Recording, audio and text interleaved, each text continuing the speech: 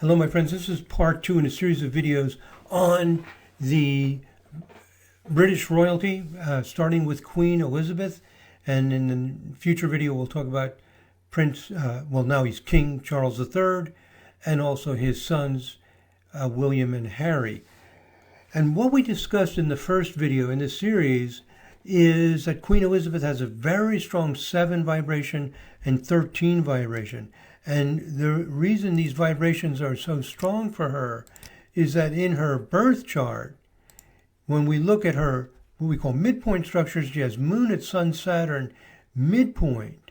And I showed in the previous video how that Moon, Sun, and Saturn, those 3 planets, here's Moon at 12 Leo, Saturn at 24 Scorpio, Sun at 0 Taurus. I showed how they are all septile to each other. What I did not show you is that if we go to her 7th harmonic chart, or what I prefer to call 7 vibration chart, it's a chart that shows how this frequency or vibration of 7 operates.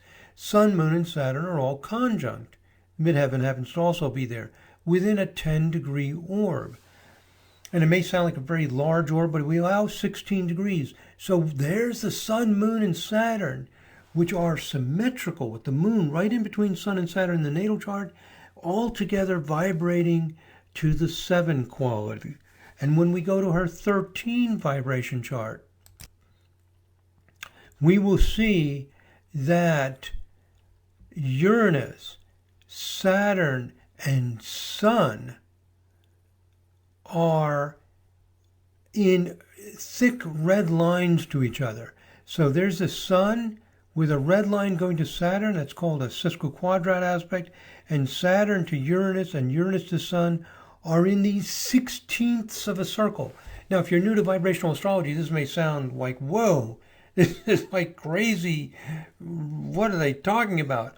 All we're talking about is these are hard aspects in the 13 vibration chart.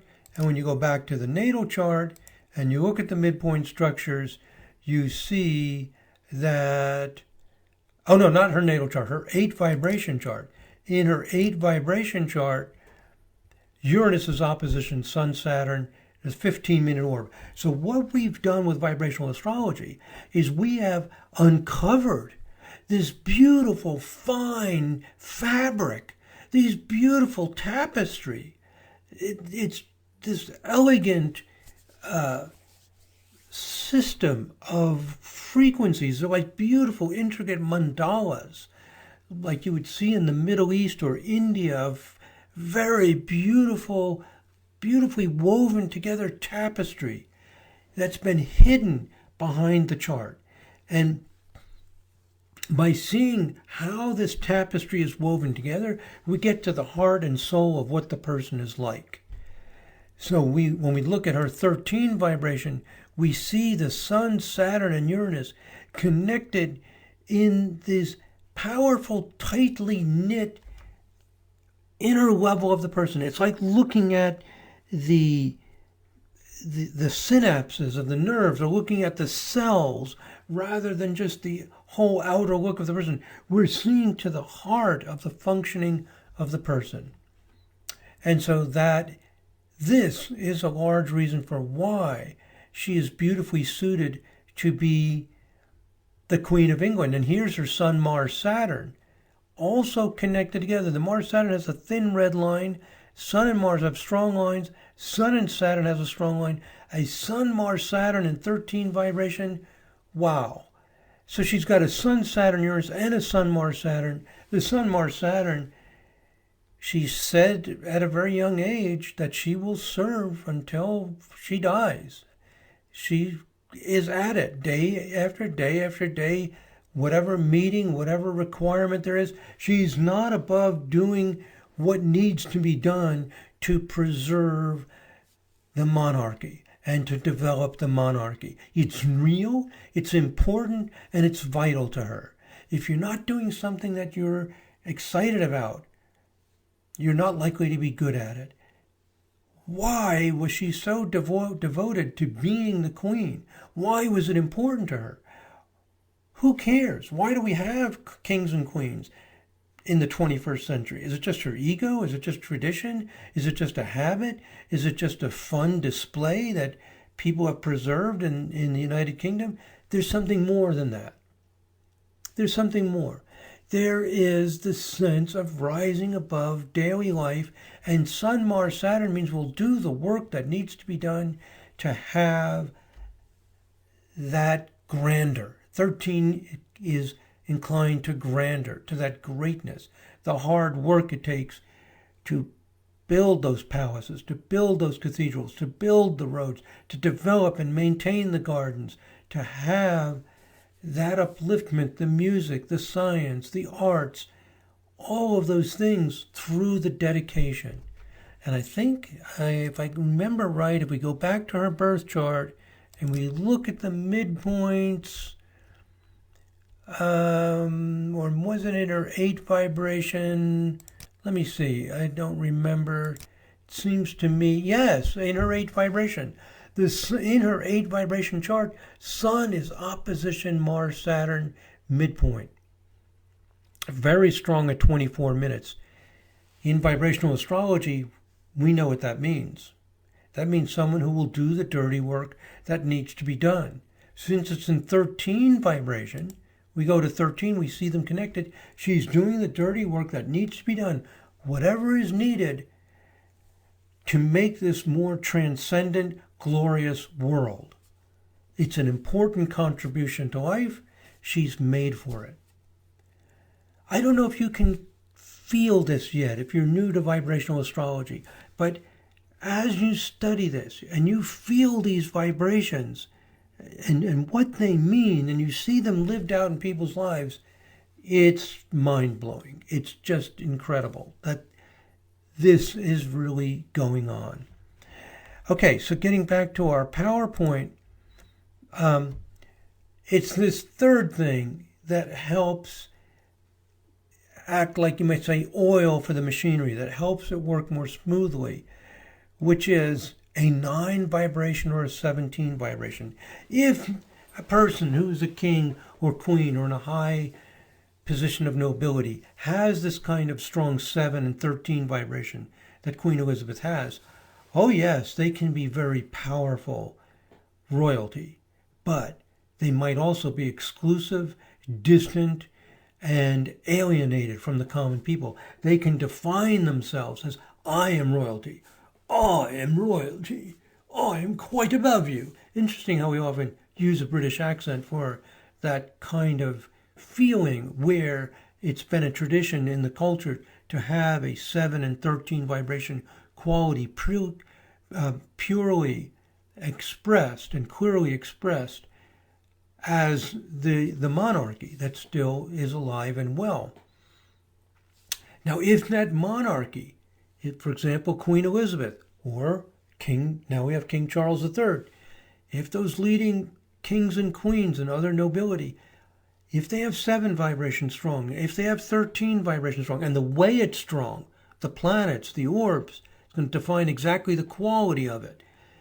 And if they also have a 9 or 17 vibration, conspicuous and clear, it helps them share it, bring it out, and be less exclusive. It becomes more of a communal activity. That we have the royalty, which is something to uplift and inspire and set a path for everyone. And that it is the common people that make it possible. They're the ones paying the taxes. They're the ones creating it. They are a part of the royalty. That's the feeling that you get with 9 and 17, that you, the people, have made this. This is your creation. The people in those roles, acting as king and queen, are the beneficiary of the public. That's the feeling you get from 9 and 17. With 9, it's a feeling like it's for our community, for our nation, for our families, for our neighborhoods.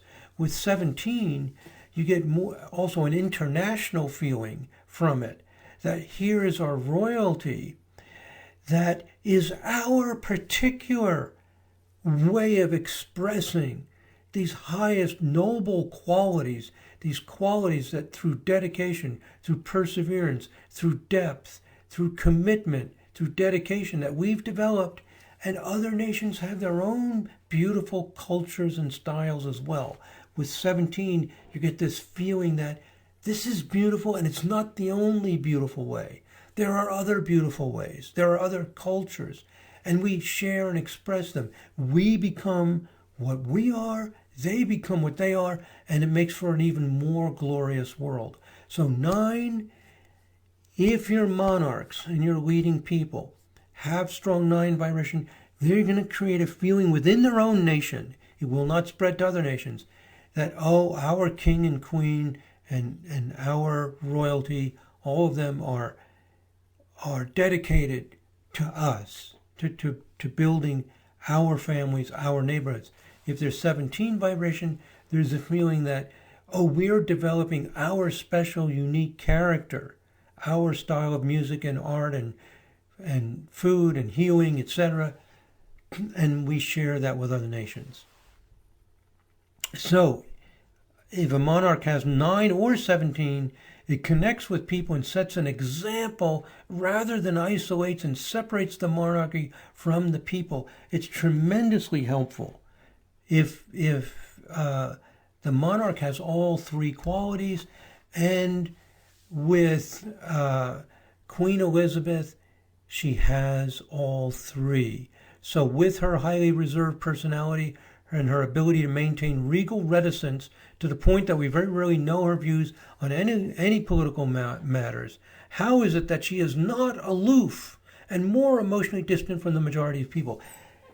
So this is the kind of contradiction or seeming contradiction between the 9 or 17 versus the 7. 7 tends to be aloof, distant, quiet, reticent. The 9 and 13 bond and connect, and both can be happening. And that's what's going on with Elizabeth. She is reserved. She is quiet. She doesn't say anything.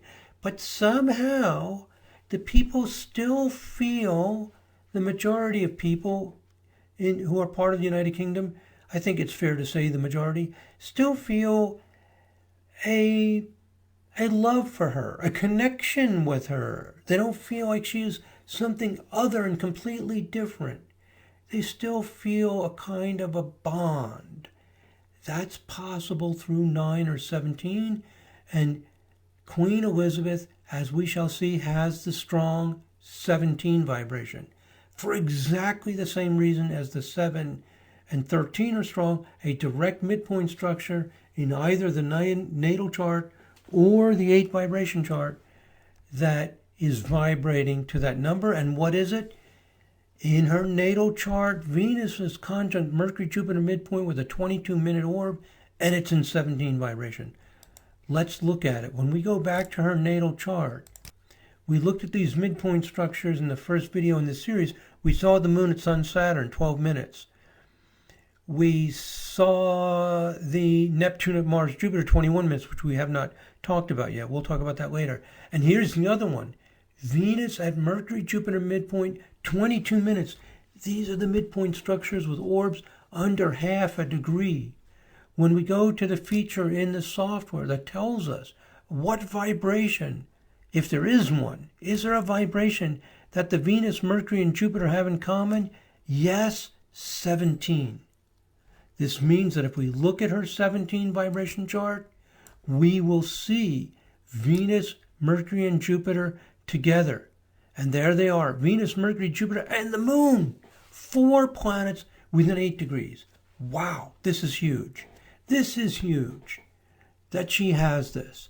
So it's a third thing. What happens in understanding a person using vibrational astrology is we see these different, they're like radio stations that come in, and the different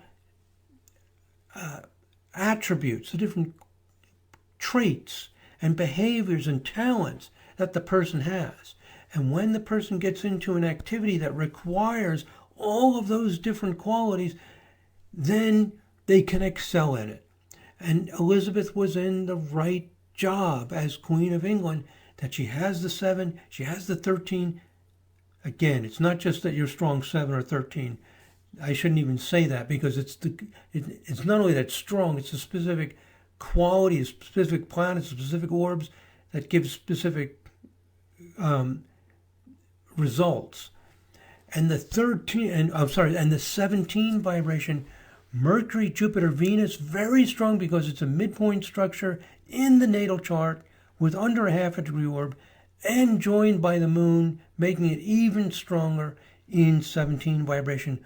What does it mean? I think that's going to be on my next slide. What it means, Venus, Mercury, Jupiter is a love of, in 17 vibration, is a love of things like languages, of literature, of the different arts, of the different philosophies, the different ways of understanding between people, the different stories, a love of the stories, a love of the folk tales of different nations and their stories and their arts and the worlds they live in. Jupiter, big. 17, what is your story? Mercury, Venus, the beauty of the ideas. And then you throw the moon into it, which is also there, and it gives a sense of the soul of the stories, whether it's the operas or it could be anything. It could be like the lute music from the Middle Ages, the stories, the words, all of this, a fascination, a love of it.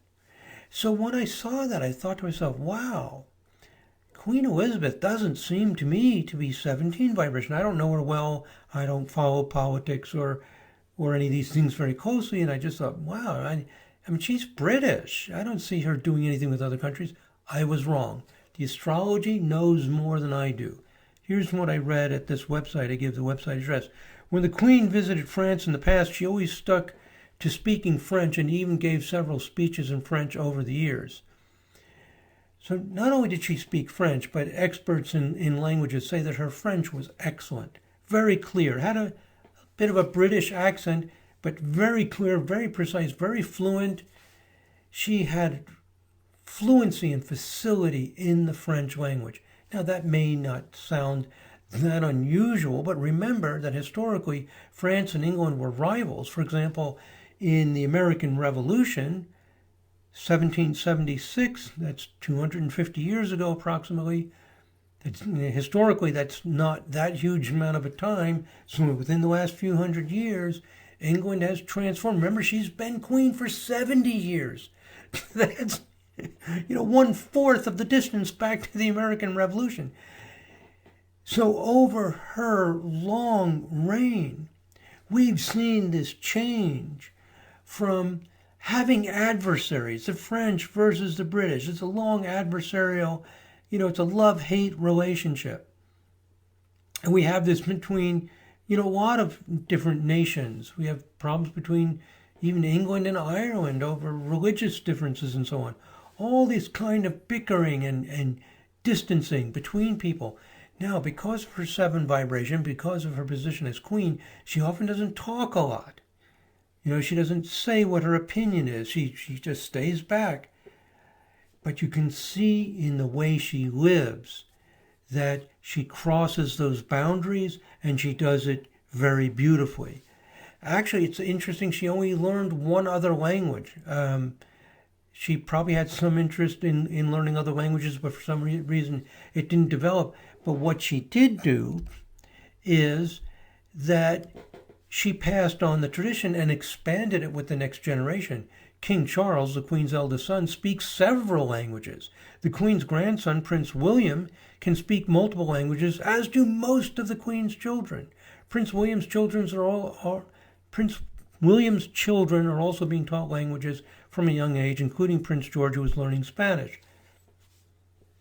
This is a lineage, a tradition put into place by Queen Elizabeth II, a kind of matriarch of the family, who is inspiring, who is setting an example of Mercury, Venus, Jupiter 17 vibration with the moon thrown in to develop facility in these languages. Languages is the most obvious expression of this planetary configuration, because if you don't speak the other languages, you cannot engage as intimately and directly with the cultures. So she's developing that in her legacy. And more important that her children do it than she does it, because she's passed away. And you know, the next 50 to 100 years is going to be her children and her children's children and her children's children and whoever else becomes involved. So she has, by example, gone to France, spoken in their language, fluently, on their terms. And she's done other things, you know, to show that she's not isolated. After the 9/11 attack in the United States, she did things to acknowledge and support that within the rituals and activities within the monarchy. So even though she very, very rarely gives any hint of what her beliefs and ideas are, this 17 vibration quality is there. And it's the reason why overall there is a favorable feeling about the Queen. Now remember, the British monarchy has not always been sweet and kind to everyone around the world. So, but somehow, despite that, there is this feeling of appreciation for the Queen, and you will see people from India now living in England. And of course, you know, there was the bitter fight for independence, and India finally became free of England. It was about 5 years before Elizabeth became queen. India became free of India. So you have the history of these conflicts and these domination of England over other countries. And during the 70 years of Queen Elizabeth's reign, overall, a softening of that and an acceptance and a support of her, despite the fact that England was colonizing the world, which is a pretty awful thing in many ways. So despite that ugly reality, she's able to make something beautiful and to create a nice bond and connection with people. So overall, she's favorably viewed. She was also friends with Nelson Mandela. She did step up and say that she was against apartheid and took a stance different from Margaret Thatcher, who was the prime minister at the time. Well, she didn't actually stand up and make speeches about it, because she doesn't do that, but it kind of leaked out, and her friendship with Nelson Mandela was obvious. So we knew that that's a 17 vibration quality. Mercury, Venus, Jupiter with the moon is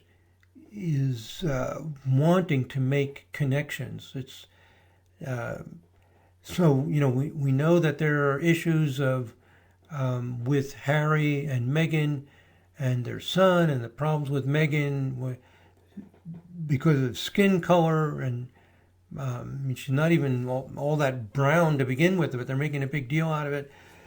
The Queen, as usual, doesn't say anything, doesn't participate in it, but we can tell astrologically that number one, she's the 7 vibration, she's not going to say anything. Number 2, she's 13 vibration, a very independent. Sun, Saturn here is 13 vibration. You're in or you're out. She can be tough. She can be independent. If you're worried about these things and you're fighting over and you don't want to be part of it, you can be out. The monarchy is about raising ourselves above that and not engaging in all this silly fighting that goes on. And I think we could safely say from the Queen's point of view, all of that racial hatred, it was ugly.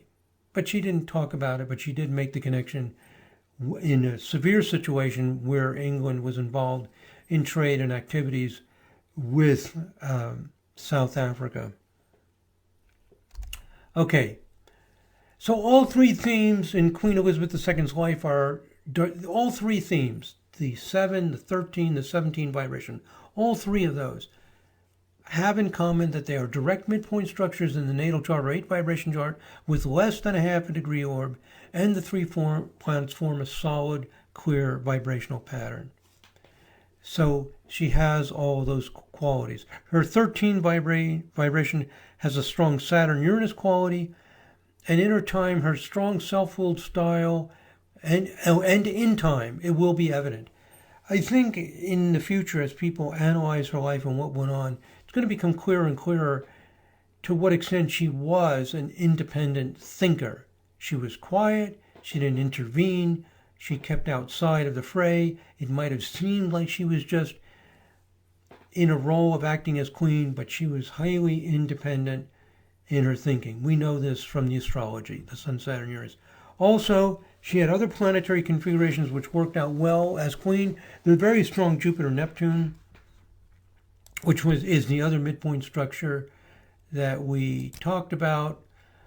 Here in her natal chart, she has Mars and Jupiter opposition Neptune. And when you look at the midpoint structures, you see that Neptune is opposition to Mars-Jupiter midpoint with less than a half a degree orb.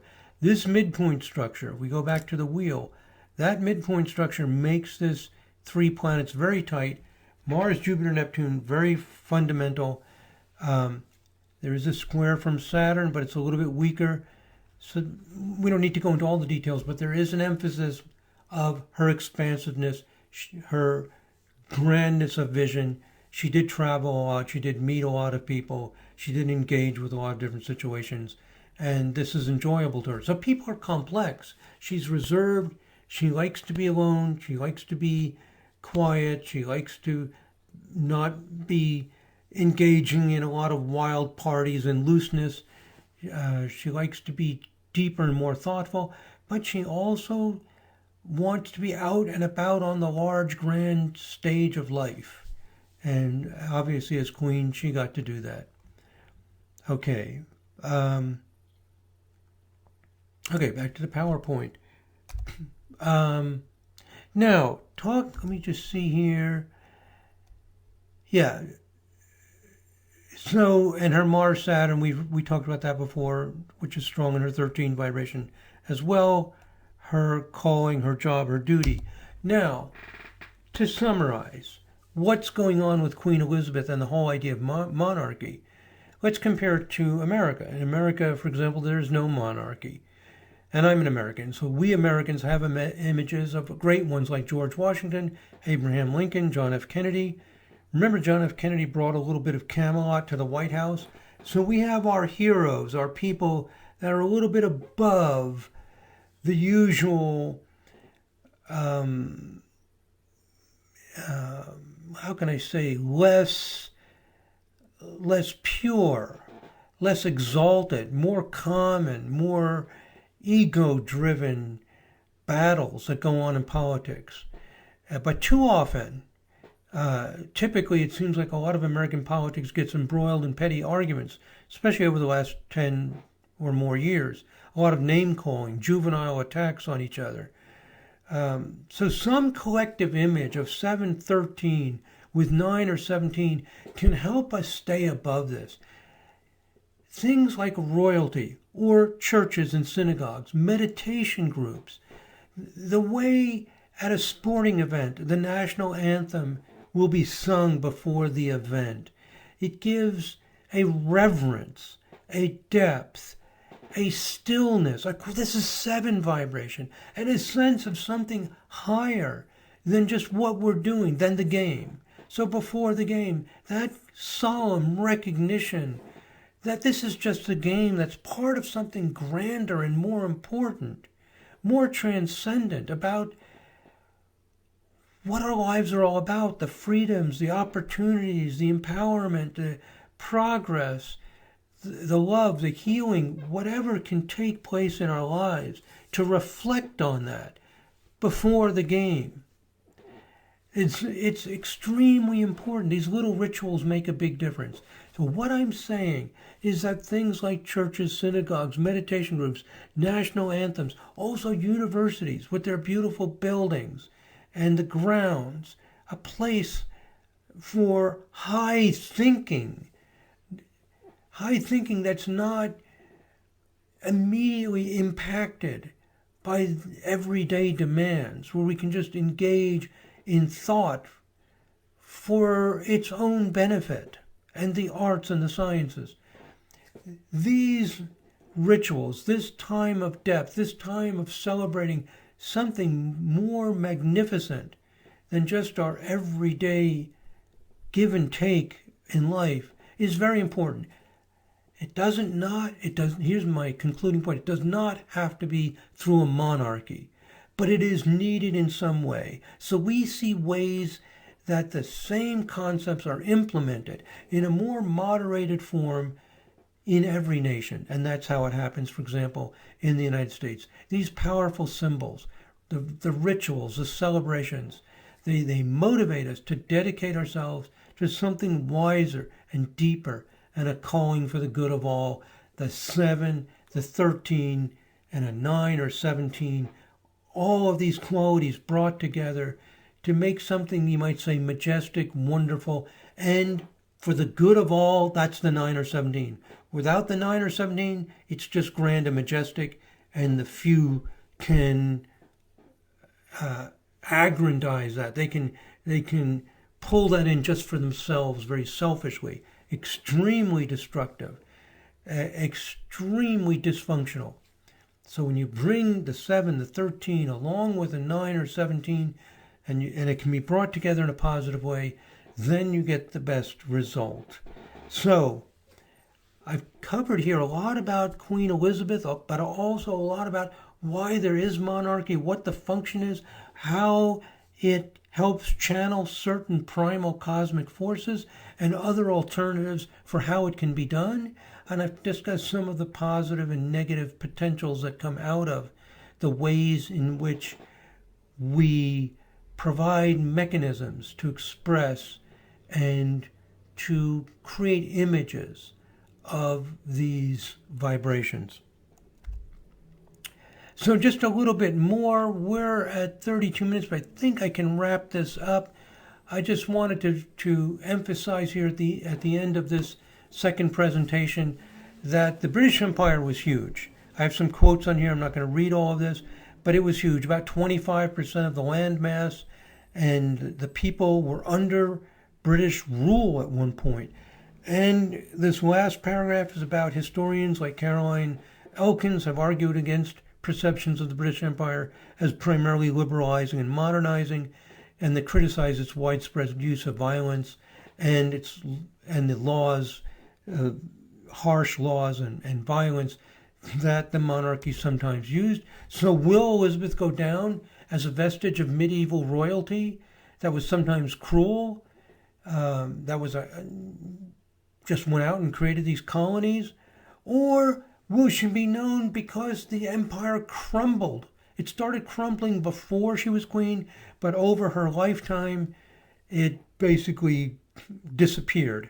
And I think that what's going to happen is that history will look on her rather favorably because of the 7, 13, and 17 vibrations and the way she managed herself, the way she conducted herself, and when her private views were known, they, as we look back on it, are favorable, particularly things like her friendship with Nelson Mandela. By no means perfect. And the colonizing by England, we have to admit, as an American as well, from America, England, many of the great powerful nations have gotten powerful off the agony, pain, and abuse of other people. And here in America, I can say that still goes on. It hasn't completely ended. So, excuse me, I don't want to whitewash over the ill effects from colonizing and marginalizing people. It still happens, at least here in the United States, which I know well because I live here. and I would assume at least in some extent, probably in some other countries as well. So some will criticize Elizabeth II for being so reserved and so ingrained in the royal way of life that she did not sufficiently speak up on behalf of the oppressed, her extreme 7 vibration. Some will criticize her for errors of omission rather than commission. In other words, she didn't take an active part, but that's the way she understood royalty and the way her intense 7 vibration kicked in. As I mentioned before, I think her strong independence will be noticed more and more as people review her lives with both its positive and negative effects. So that's it for this second part in this series. Let me just mention that in this video, I'm just describing the application of ideas in vibrational astrology. This by no means is an argument that these ideas work. If you want to see the evidence that vibrational astrology really works, I highly recommend the book, The Astrology of Bipolar Disorder. Things are really developing rapidly in the academic research in vibrational astrology. There's a new nonprofit academic research institute, the Cosmobiology Institute. Website is cosmobiology.org. And also the annual vibrational conference, annual vibrational astrology conference in usually the first weekend in March in Gainesville, Florida. And you can go to astrologydc.com and you can click on join email list, and I will send out an email about every 2 months if you want to keep up with different things I'm doing, lectures and conferences and books and anything else, classes that are going on. And also I want to mention astrosoftware.com that has information about the serious software that we use in vibrational astrology, and astrovibe.org, which is the Association for Vibrational Astrologers. That is the association that's being developed. If you want to know about the conference, for example, you can go to astrosoftware.com. Let me shrink this real quickly. And whoops, I lost that. Let me just type it in here. Astrosoftware.com. Click on conference, and you'll see the information about the next conference that's coming up. Okay, my friends. Now, the next video on Prince Charles is really fascinating.